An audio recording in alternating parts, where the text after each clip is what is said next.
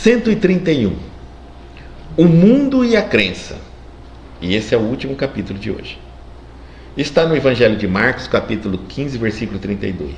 O Cristo, o Rei de Israel, desça agora da cruz para que o vejamos e acreditemos. Olha o deboche, né? Então vamos ler. Por isso que são muito raros homens habilitados à verdadeira compreensão da crença pura em seus valores essenciais. Encontramos os que injuriaram o Cristo para confirmá-lo.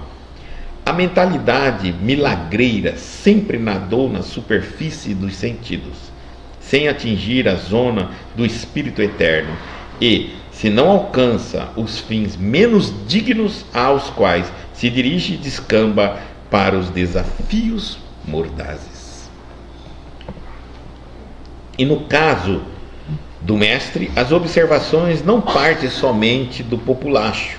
Assevera Marcos que os principais dos sacerdotes, com os escribas, partilham dos movimentos insultuosos, como a dizer que a intelectualidade não traduz elevação espiritual.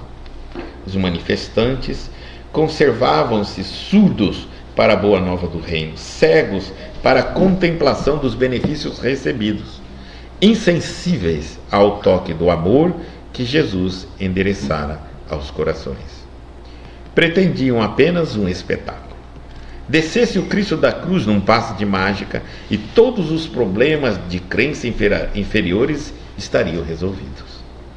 O divino, interpelado, contudo, não lhe deu outra resposta, além do silêncio, dando-lhes a entender a magnitude de seu gesto inacessível ao próprio infantil dos inquisitores.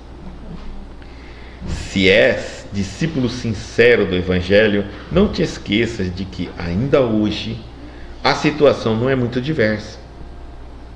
Trabalha ponderamente no serviço da fé. Une-te ao Senhor.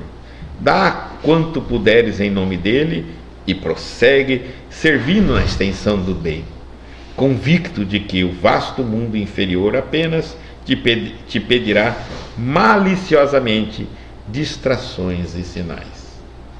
Nós temos que tomar muito cuidado. Então aqui ele está mostrando como é as coisas, né? O mundo inferior e como nós vamos caminhando por ele. Naturalmente, a todo momento, nós somos convidados a ser milagrosos. A todo instante. O mundo é a crença. E aqui é muito interessante. O Cristo, o Rei de Israel, diz assim: desça agora da cruz para que vejamos e acreditamos.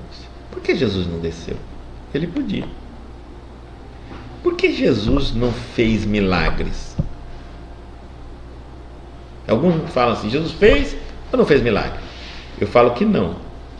Jesus não fez nenhum. Porque se Jesus fez milagre, por que ele não fez o maior dos milagres? Todo mundo olhando para ele naquele momento, ele não desceu da cruz. Por quê? E o que adiantava ele fazer o que nós chamamos de milagre aqui, ali, acolá? Não adiantou nada. Ou ele fez e errou na onde ele deveria fazer o milagre, porque fez na onde não levantou nenhuma crença, nenhuma convicção, e deixou de fazer onde ele atrairia milhares e milhares de pessoas. Será que Jesus errou onde ele deveria fazer o milagre, ou ele não fez milagre? Vamos pensar sobre isso. Jesus teria errado. Jesus podia fazer milagre? Por que não fez na hora que ele devia? Porque convite, pedidos não faltou. E todos recebiam uma resposta só: silêncio. Olha que interessante, hein? Então vamos lá.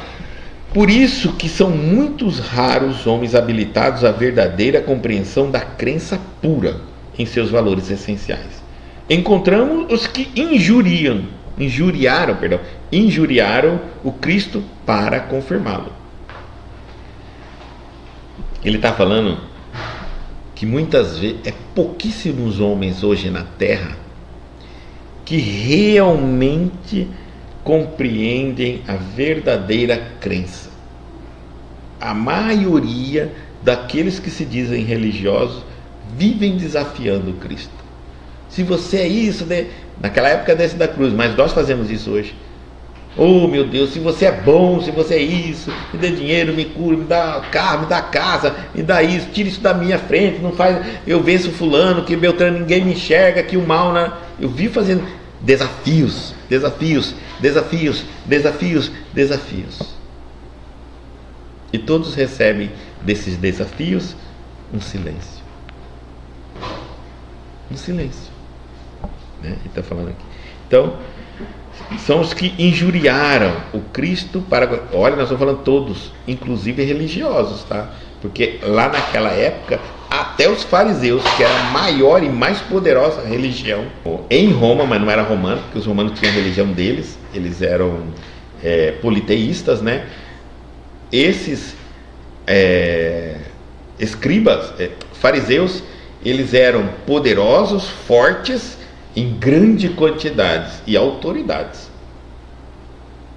Até eles também injuriaram o Cristo para confirmá-lo. Queria que ele confirmasse na frente deles se ele era o Cristo. O Cristo também não fez um movimento para provar aos senhores, aos doutores religiosos da época que ele era o Messias. Quem quisesse que acreditasse. E aí nós vamos lá. A mentalidade milagreira sempre nadou na superfície dos sentidos, sem atingir a zona do espírito eterno. Por isso que eu falo que milagre não convence ninguém a nada. Fica sempre na superfície. E se não alcança os fins menos dignos aos quais dirige, descamba para os desafios mordazes, sarcásticos, irônicos. Porque o milagre, a gente vai lá e pede um milagre. Aí às vezes o milagre chega, alguém chega ou vem aquele pedido, mas não vem como a gente quis. Aí a gente começa a debochar de quem tentou fazer o milagre ou até mesmo da nossa fé. Por exemplo, eu falo muito de dinheiro porque é a coisa mais simples, né? Então eu estou precisando lá de 100 mil. Aí eu fico pedindo a Deus, oh, meu, se você é bom, Deus pode tudo. Aí ele não manda 100 mil. Ele me dá um emprego. E que eu vou ter que trabalhar muito para conseguir 100 mil. Mas se eu trabalhar muito, eu vou conseguir 100 mil. Aí alguém fala, viu como Deus é bom? Não vem não. Não vem falar que é Deus. Eu que trabalho muito. Se eu não trabalhar muito, se eu não fosse inteligente, se eu não fosse capaz. Como nós somos, né? Como nós somos. E aí se eu ganho 50 mil, eu pedi de 100. Aí alguém fala assim, aí viu, falei pra você que Deus é bom, te deu 50, mas não, pera, não tem nada a ver com Deus, porque eu não pedi 50, eu pedi 100, isso aqui é sorte minha mesmo, rapaz, eu sou cara esperto, eu fiz isso, eu joguei, eu não sei o que, eu ganhei 50 mil, agora estou esperando 100 de Deus, eu pedi pra Deus 100. Nós somos assim, porque o milagre, ele é exigido. Me diz se alguém já pediu milagre. Não, todos nós exigimos milagre. Tanto que a gente avalia o milagre. A gente não diz que a gente não olha o dente de cavalo dado? E por que a gente está olhando o dente dos milagres? A gente olha o dente do milagre. Até para separar o que é nosso, vantagem nossa, e aquilo que Deus nos deu. E ele diz assim, ó. E no caso do mestre, as observações não partem somente do populacho, da população. Não é só o povo que estava debochando de Jesus, desafiando ele, fazendo ele provar isso, faça aquilo, faça isso, como se fosse um mágico. Assevera Marcos que os principais dos sacerdotes, os escribas, com os escribas eram as pessoas que escreviam o evangelho na época, transcreviam ele, passavam ele para papéis, para aqueles papiros. Então, essas pessoas liam, eram estudiosos, corrigiam algumas coisas quando precisavam corrigir, eram bem estudiosos. E também era uma religião, acabaram sendo uma parte de uma religião pequena, né? Mas eram uma religião. Então, as duas maiores religiões da época, para os judeus, escribas e fariseus. E ele está dizendo assim, ó: assevera que os principais dos sacerdotes mais conhecedores e dos escribas partilharam dos movimentos insultosos, como a dizer que intelectualismo não traduz elevação espiritual. Estou falando para nós vermos que conhecedor da Bíblia, estudioso, não é evolução espiritual. Eles estão provando isso para o povo. O povo fazia porque era ignorante, e eles que eram estudiosos, conhecedores. E nós espíritas, que temos tanto conhecimento e às vezes estamos fazendo a mesma coisa que uma pessoa sem nenhum conhecimento, desafiando Jesus. Os manifestantes conservavam-se surdos para a boa nova do reino. Todos ali que estavam surdos. Eles não iam ouvir, não ouviram durante todo o tempo de pregação. Por que iam acreditar só porque ele fosse descer da cruz ou porque o milagre fosse acontecer na vida dele? Cegos para a contemplação dos benefícios recebidos, até mesmo receberam benefícios. Eles estavam surdos e cegos, insensíveis ao toque do amor que Jesus endereçava aos corações, mesmo naquele momento. Gente, quem assistiu Paixão de Cristo, por aquele ator Mel Gibson, que foi considerado um dos filmes mais perfeitos que detalhou o sofrimento e paixão de Cristo, quem viu aquele filme, é difícil você assistir sem tocar seu coração, sem você chorar. E olha que Jesus não está ali naquele filme.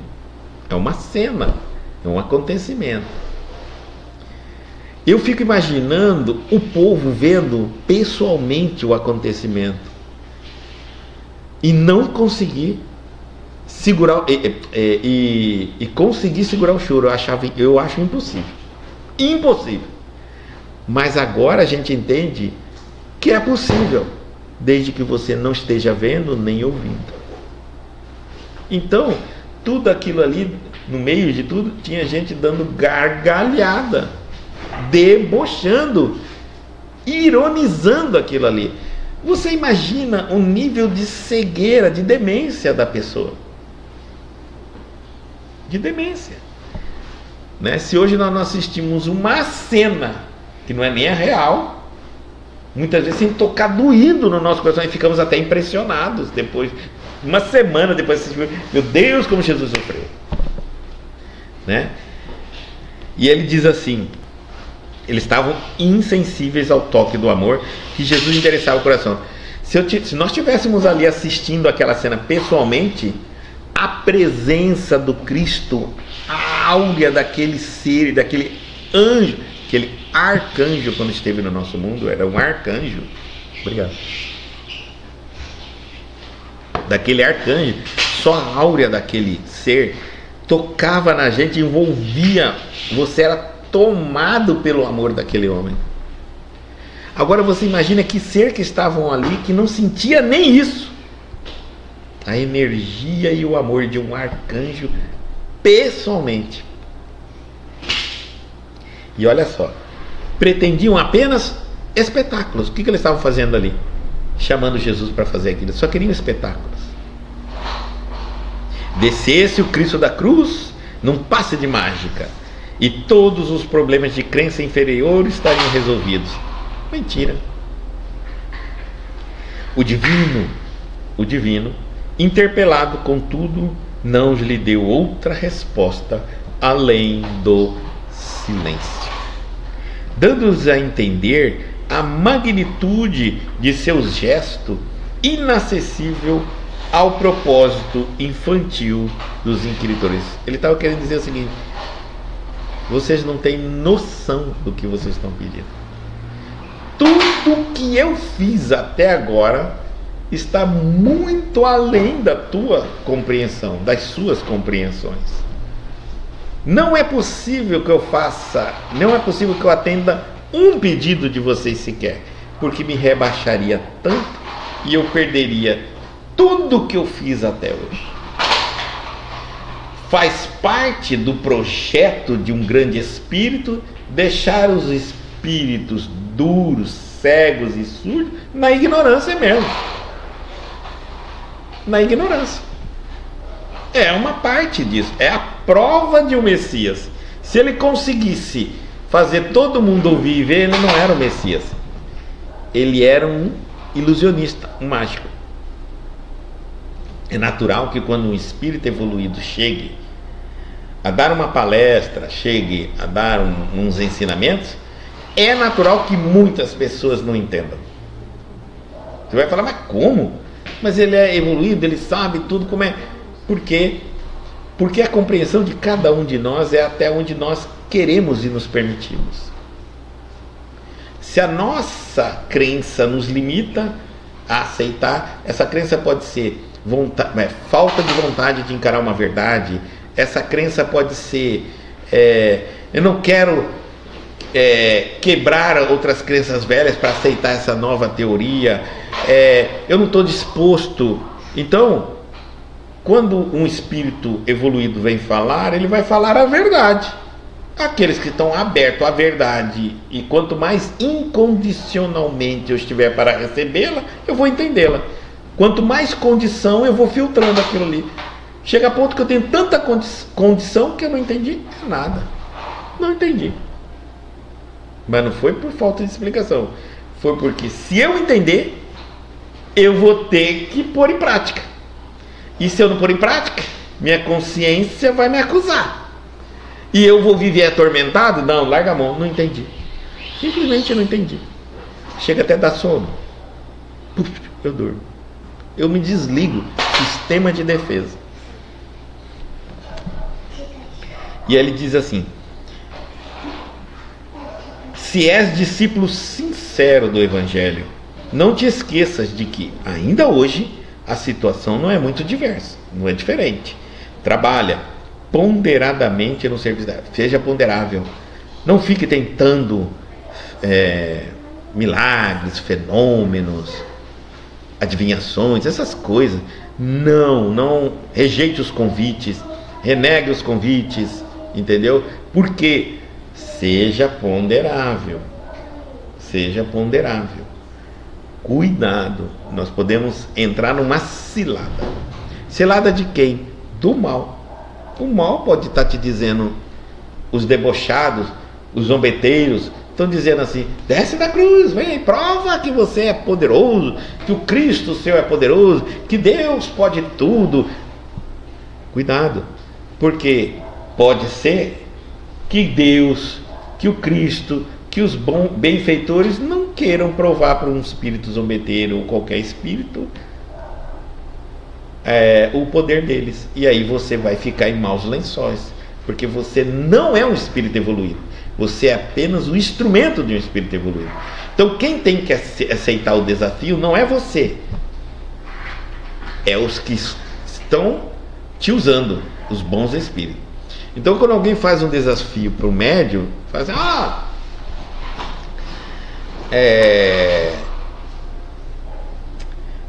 você sabe qual é o meu problema? Eu digo: não sei. Mas você não é médium? Eu sou médium. Quem deve saber é Reinaldo, o espírito. E por que ele não vem? E por que ele não vem adivinhar? Fala com ele, não fala comigo. Entenderam? Ou seja, eu e ele somos diferentes.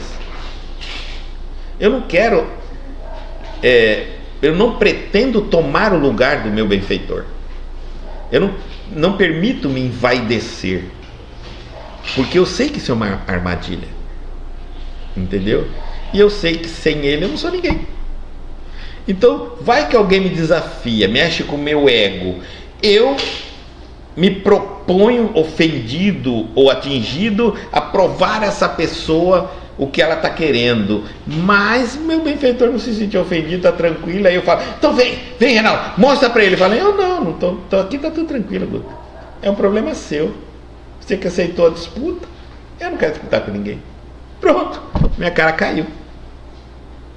E como eu sei que eles nunca se incomodem com os nossos desafios, eu não entro nessa mais não. Não entro mais não, nunca entrei. Então, ele sempre vai dizer assim, resolva seus problemas. É um problema de ego do médium. A gente tem programa na internet que aparece um desafiando não sei quem lá, que é do demônio, que é da religião demoníaca, né? Aí vai o pastor lá conversar com ele e fala, então vai, manda o seu demônio, você vai ver se eu não doutrino, converto ele e tal. E aí eles ficam lá, querem brigar de soco, nunca vem o trem, nunca incorpora. Por quê? Porque acho que até o demônio ali na hora fala assim, não, esses caras estão brigando aí, o problema é deles, eu não vou entrar nessa loucura não. É um problema de ego de seres humanos ali. Qual é a entidade que está querendo provar alguma coisa a alguém? É a nossa cabeça que está assim. Então eles não farão milagres. Não se comprometa com nada disso. Se você está servindo ao Cristo, vai e faça o seu trabalho. Aí se você entrou numa casa, foi fazer um passe, e as pessoas disseram assim, mas o que adiantou você vir aqui? Não passou nada, não passou minha dor, não passou minha tontura, não passou meu arrepio, não adiantou nada. Vai embora, você fez o seu trabalho. Agora, se os benfeitores não quiseram ou não puderam fazer algo por essa pessoa, você não tem responsabilidade nenhuma sobre isso, porque nós somos apenas médiuns, intercâmbios, trabalhadores, seguidores. Só tem que reclamar pro dono dos poderes, né? Sua parte está feita, tá bom? É importante nós saber. Mas não funcionou, fulano falou que não funcionou. Não funcionou porque não quiseram que funcionasse, mas daí não desanima também não. Continua, serve a Deus, seja sincero, seja honesto e não traga para você em hipótese nenhuma poderes que você não possui. Une-te, aí ele está falando assim, une-te ao Senhor, una ao Senhor. Então não é o Senhor que tem que unir a você. Una ao Senhor, você vai se unir a Ele. Para você unir-se ao Senhor, você tem que evoluir. Não é o Senhor que vai descer e se unir a você. É você que deve se unir a Ele. Então você vai ter que trabalhar muito, fazer muita reforma íntima, desapegar de muitas condições para poder seguir. Aí você vai unir-se a Ele. Dá quanto puderes em nome dele e prossegue servindo na extensão do tempo. Faça o máximo que você puder fazer por quem lhe pedir ajuda. O máximo que você puder. Convicto de que o vasto mundo inferior apenas te pedirá maliciosamente distrações e sinais. Compreendeu? Lembre-se que todas as vezes que você fizer um trabalho de todo o coração, bem feito, um trabalho com fé, com dedicação, e alguém falar assim para você, mas não adiantou de nada, o que adiantou? Né? Ou reclamar, ou qualquer coisa, não permita essas distrações. Você que está fazendo bem, que está auxiliando, que está se esforçando, como por exemplo, também aquela pessoa está fazendo uma reforma íntima, ela é nervosa, por exemplo, ela está fazendo reforma íntima para ela ficar calma. Aí a família começa a provocar, você não está fazendo reforma íntima? O que você está querendo? Estou vendo que sua cara está nervoso. Fica te tiçando, querendo, entendeu? Você fica naquilo que você está trabalhando, eles ficam te provocando. É normal as sombras fazerem isso. Eu falo aos que estão fazendo a reforma íntima e aos que estão servindo ao Senhor e atendendo na caridade, não se desanime, não tem que dar prova de nada para ninguém. Todo bem que vier por você, lembra de Paulo, todo bem que vier de você pertence a Jesus, ao Cristo. Se você entendeu isso, então de você não sai nada que não seja do Cristo por você. E se alguém não está satisfeito com a sua reforma íntima ou com o seu serviço de caridade, vai reclamar por Cristo. Porque de você, você é um pecador. Você é um imperfeito. Você não é nada. É apenas um instrumento. Se não satisfez o seu irmão, o seu trabalho, tudo bem, reclama por Cristo. Mas você fez bem feito. A sua parte está bem feita. E não se meça por isso. Não fique se medindo dessa forma o seu trabalho, né? Você não tem que, por exemplo, você está fazendo para ficar calmo, aí a pessoa fica desafiando, o outro está te provocando, isso, aquilo, e você fala, eu não estou aguentando mais, porque não fica medindo se você é capaz, se você não é capaz, porque toda vez que você faz essa avaliação, você fica mais fraco, entendeu? Simplesmente fique na sua, focado. Eu não vou ficar nervoso, eu não quero mais ficar nervoso, eu quero ser uma pessoa mais calma. Mas não fica contando quantas vezes, não fica pensando assim, não, fosse isso numa outra época. Toda vez que você sai daquele foco do que você quer ser e vai para o que você era para comparar com hoje, no meio da situação, no calor da situação, você vai perder. Você mina suas forças. Ali é foco, foco, foco. Entendeu? Deixa passar a onda de provocação, aí depois você pode fazer uma avaliação, mas focou. Porque é importante você focar, porque você tem que sair daquela situação. A hora que passar o calor daquela situação, você tem que sair dali assim. Imagina, olha a sensação. Consegui. Pronto, isso aí já é uma energia de ânimo, de disposição para você continuar. Se você for no meio do calor da situação, lá volta e perde, não adianta nada essa tal de reforma íntima, eu nunca vou conseguir, eu vou largar disso. É assim que acontece. Então, e para aqueles que servem, trabalham, auxiliam os outros, isso, deixa isso para lá, aí a pessoa fala, não adiantou nada, tomei passe, aí a pessoa desespera, fala, então eu vou te dar outro passe. Com esse passista, que se você falar para ele e perguntar para você, terminou o passe dele e pergunta isso, e você melhorou? A pessoa fala, não. Ele fala, então eu vou te dar outro passe. Fica fulano. Melhorou não, então eu vou chamar o fulano para te dar outro passe. É ego seu, passista. Você não tem que provar, você deu o passe, não deu? Deu. Não está melhor? Vai melhorar, se for a vontade de Deus. Porque, a não ser que você ache que seu poder tem que estar a seu controle, aí você está se sentindo atingido no ego. Quando eu falo para você, não adiantou nada seu passe, você vai falar, então eu não sou poderoso? Não é isso? Mas se você acredita que o seu poder vem do Cristo, é do Cristo, e você é o instrumento, não falou nada para você. Absolutamente nada. Não vai aumentar a dose, não vai aumentar gestos, não vai vender o produto de outra maneira, a não ser essa. Tem muita gente que chega para mim e fala assim, olha, Guto, eu não acredito no espiritismo. O espiritismo é muito lento para resolver os problemas. O espiritismo sempre entra com esse tal de reforma íntima, de consciência, não gosto muito disso não. Eu gosto mais de algumas outras religiões que é Paduf. Entendeu? Comigo é assim, bateu, valeu. Se eu falar, tem um espírito me tormentando, vai lá, prende ele, acabou, e manda recado, esse não volta mais, tá bom? Eu gosto assim.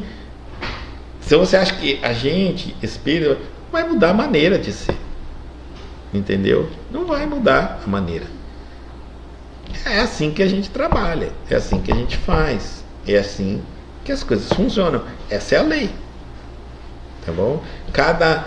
Cada forma, a gente não tem que modificar o pacote para dar certo. A gente tem que acreditar no poder do Cristo, no amor, nas bênçãos, o mundo e a crença. Lembre-se, nós não vamos atender a crença de todo mundo. Então foram 3 lições. Ao partir o pão, cuidado se você não está negociando com Jesus. Onde estão aqueles que sofrem, mas não querem se livrar do sofrimento, porque teriam que abandonar, renunciar o motivo que os faz sofrer. Querem apenas libertar da sensação de sofrimento para manter o motivo. E o terceiro título que fecha esse, o mundo e a crença. Por que agimos assim? Porque o mundo nos deu essa crença de que Deus tem que atender os nossos pedidos, se Ele é bom. Jesus tem que atender os nossos pedidos, se Ele é bom. Mas nós não temos que entender o que Ele está nos pedindo com aquela situação. Sempre nós não queremos ouvir o que a espiritualidade tem para nós. Nós queremos apenas dizer à espiritualidade o que eles têm que fazer e o que nós queremos que eles façam por nós.